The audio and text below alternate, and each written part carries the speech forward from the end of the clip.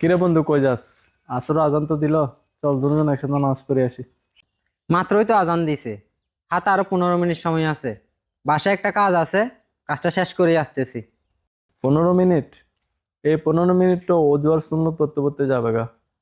আচ্ছা, তবুও তাড়াতাড়ি আসার চেষ্টা করিস, যেন ফরজটা মিস না যায়। ঠিক আছে। হায়রে আমার নামাজি রে, সারা বছর নামাজের কোনো খবর নাই।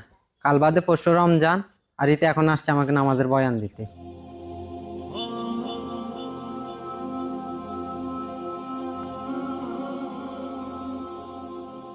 কিরে, তুই কিছুক্ষণ আগে না বললি কাজ শেষ করতে নামাজ পড়তে আসবি? তোর কাজ কি বন্ধুর সাথে আড্ডা দেওয়া নাকি? আমি কাজ করব নাকি বন্ধুদের সাথে আড্ডা দিব? এত কফিতকে আমি তোকে দিতে যাব? আর তুই কিরকম নামাজি আমাদের জানা আছে। সারা বছর বেটা মসজিদের আশেপাশে যাস না, আর এখন আসছিস আমাদের নামাজের বয়ান দিতে।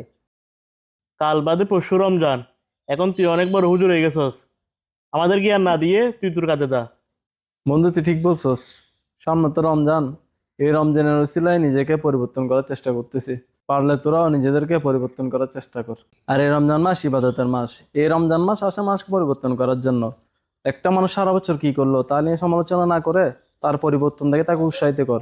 সে যেন সারা জীবন আল্লাহ তাআলা ইবাদত করে যেতে পারে। আচ্ছা ঠিক আছে বন্ধুরা, আসি। আসসালামু আলাইকুম। রমজান মাসে কারো পরিবর্তন দেখে হাসি ঠাট্টা নয়, বরং তাকে উৎসাহিত করুন।